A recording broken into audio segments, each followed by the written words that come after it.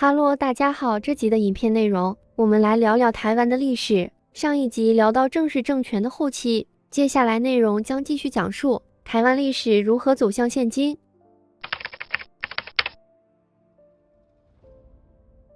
1682年9月，原为明朝郑成功麾下的将军，后投降清朝的施琅，上书给康熙皇帝请求征台。施琅在澎湖海战中击溃东宁王国外戚刘国轩舰队。1683年9月，郑克爽向满清投降，清朝攻灭明郑，收复台湾，结束东宁王国为期21年的统治政权。台湾进入清治时期，清朝政府成立台湾府，隶属福建省，但对台湾并不积极治理，禁止清朝人民移民台湾，也禁止原汉通婚，对平埔族人更采取强制汉化的政策。这种殖民政策之下，到1770年代的平埔族几乎全部被汉化，失去了自己的语言与文字，成为今日台湾人的祖先之一。1874年，日本以琉球国船只遭遇海难，船员漂流到台湾海岸登陆时，其中的琉球族54人被牡丹酋邦原住民杀害为借口，出兵攻打台湾原住民酋邦，史称牡丹社事件。清朝政府原本想以海难纠纷解决，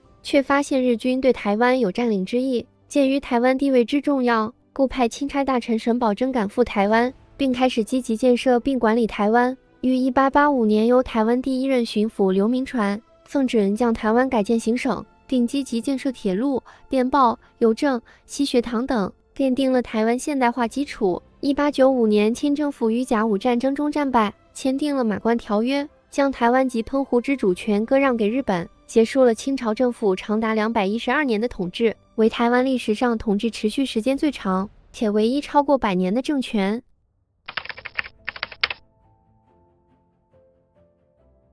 清政府将台湾割让给日本的决定，在许多台湾人民中引起不满，并强烈要求清朝政府改变态度。1895年5月25日，台湾人民宣布脱离大清国，成立台湾民主国，推举原巡抚唐景崧为大总统，及刘永福为大将军，并以永清为年号，发表台湾民主国独立宣言，向各国通告建国宗旨，希望能借此引发国际干涉，使台湾免于被日本统治。同年6月，日本代表到台接管，台湾民主国和日军发生不少规模不小的会战，但在唐景崧、刘永福、邱逢甲等人前后相继弃台逃亡厦门后，日军于同年10月底正式接管台湾，结束台湾民主国仅184天的历史。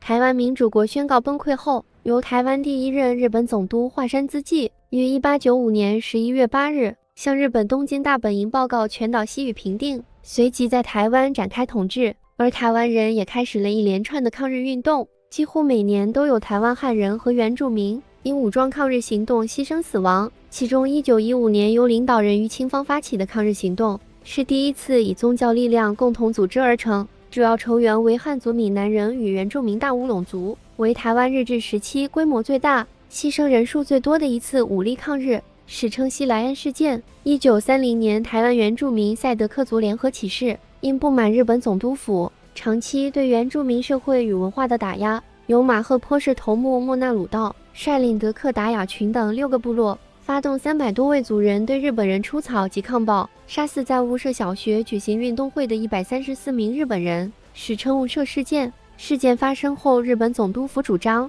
对原住民拥有报复及讨伐权，展开长达近2个月的讨伐。其中重要人物莫纳鲁道自杀外，参与行动的300名原住民非战死即自尽，6个部落几乎遭到灭族，原住民牺牲人数近千人，余生者被强制迁至川中岛现今的清流部落。而雾社事件也是台湾人在日治时代最后一次武装抗日行动。此事件后，台湾人放弃以武力方式斗争，对日本政府统治的不满改采为社会运动模式。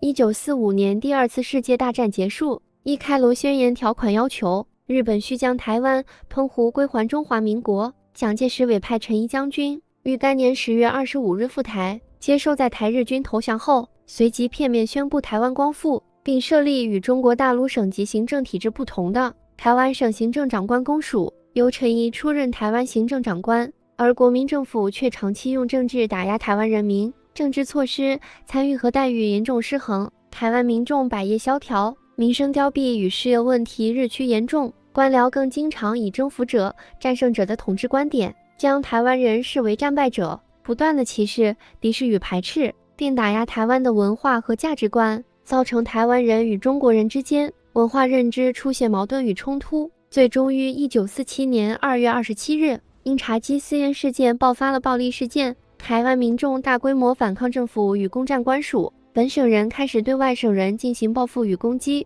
国民政府派遣军队与宪兵镇压及残杀台湾民众。3月10日，陈仪宣布全台戒严，其后开始在各地展开大规模清乡，期间出现大量台湾民众死伤、失踪，直到5月16日，魏道明就任台湾省政府主席，才宣布结束戒严与清乡。根据记录，2月27日至5月16日间，台湾民众死亡与失踪总数超过了8000人至11000多人之间，史称228事件。1949年，中华人民共和国成立，国民政府撤退至广州、重庆、成都等城市，最终于1949年12月7日撤退至台湾。同时，台湾开始进入长期戒严时期，而中华民国国民政府有效统治区域仅剩台湾本岛、澎湖、金门、马祖与若干南海诸岛、东沙太平等。1987年，国民党政府解除戒严，逐步进行政治改革，实现了多党制与政党轮替。直至今日，台湾已成为一个